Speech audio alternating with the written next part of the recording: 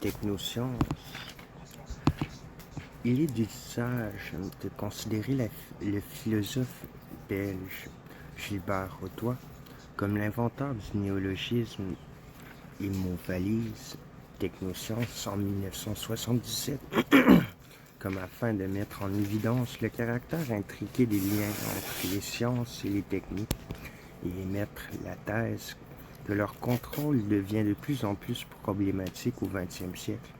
Toutefois, en 2015, Dominique Reynaud indique que ce mot a été utilisé de façon confidentielle dès le lendemain de la Seconde Guerre mondiale, la première fois en 1946 par Harold D. Lasswell, politiste, psychanalyste et théoricien de la communication de masse américain, avant que le terme ne soit repris par Edgar Schildkrop en 1956 ou Linton Caldwell en 1968.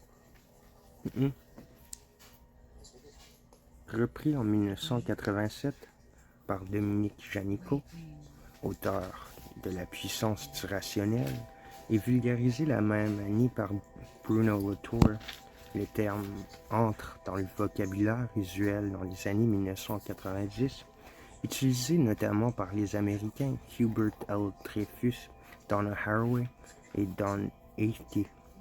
Après avoir connu un pic en 2001, il est aujourd'hui revenu à la fréquence qu'il avait en 1993.